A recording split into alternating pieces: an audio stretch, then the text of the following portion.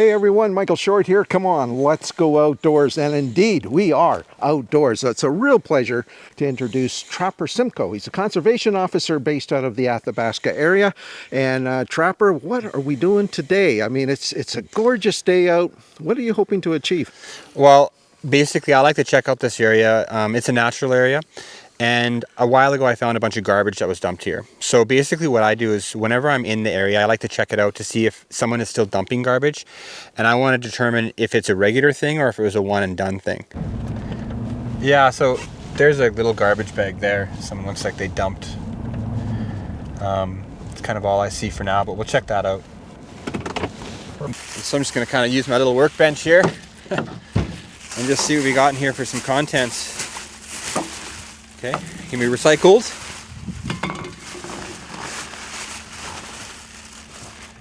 Might be a receipt in here or something. I mean, this is it's a public violation. There's not a criminal offense to it. But with that said, I could educate somebody, knock on their door if I could find out where they lived. Banana peels. Yeah, we got nothing in here that we can really use, but these things we can recycle and I can put the rest in the garbage. On the way up, we're talking about natural areas, conservation areas, all falling under the Land Use Act and Crown land. Yet there are many definitions within the Crown land which allow people to do different things. And you put it so succinctly. You said you wouldn't go to a foreign country without doing a little research on where you're going. Exactly. And then the same holds true to when you come to a Crown land. There are some activities that are allowed and others that aren't. Mm-hmm. Yeah, so that's a really good point, Michael. Thank you. One of the things that I notice on a regular basis, and it seems like people just are unaware. So I like to educate them. And from the Environmental Enforcement Branch, we're obligated to be not only enforcement officers, but to help educate the public. And the Alberta government does a wonderful job with that. I do this on a daily basis is I go to alberta.ca/Crownlands. From there, you can determine your trip, where you're going, what do you want to do. So hypothetically, let's say we land up at Bridge Lake here, natural area, and I want to go camping with my family. I know I can, by looking at the regulations, I can drive my OHV, I can camp, and then there's some things we have to worry about, how long can we stay, and destruction of land and all those things. So this is kind of a unique situation. Right at this intersection, right there we have a natural area. Right here we have agricultural leased land. Right there we have Crown land, and right there we have privately owned land that's farming. So that's a perfect example we were talking about earlier, is knowing where you're going, planning your itinerary. If you want to use your OHV, where can you use it? In this situation, you can use it here on the natural area, and you can use it here on the Crown land. If you want to use it on the agricultural lease land, you have to get permission from the leaseholder, and once again, privately owned land, that's all up depending on what they want to do there. So.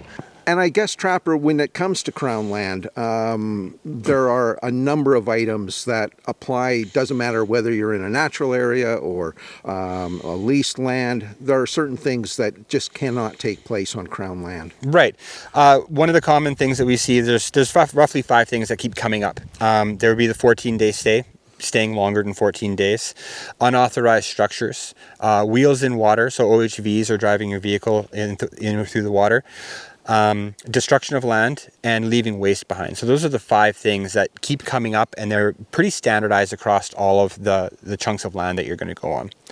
Now, I don't want to put you on the spot, but at the top, folks, I did introduce him as Trapper Simcoe. That's not because he is a trapper. That's really your first name. Yeah. Obviously, you come from a background where this kind of outdoor lifestyle was really important to your folks. Yeah, no, it's definitely in my blood, so to speak.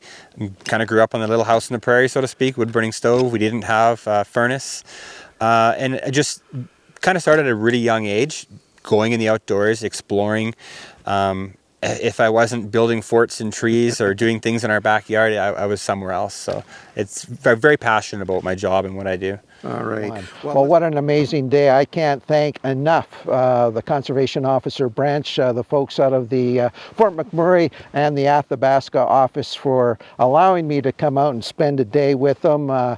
Just a real hoot. And I hope that you get some information about the types of work that these folks are doing out here. It's not just writing tickets and that type of thing. It's really about public education, and hey, we've got rules, we need to live by them, and you know, it's good to know that there are trained folks like the Conservation Officer branch out there looking out for our public resources. If you would like more information on licensing, Alberta Realm, My Wild Alberta are the go-to places to get all sorts of information before your next trip into the outdoors. As always, folks, stay safe out there. Till next time, I'm Michael Short. Come on, let's go outdoors.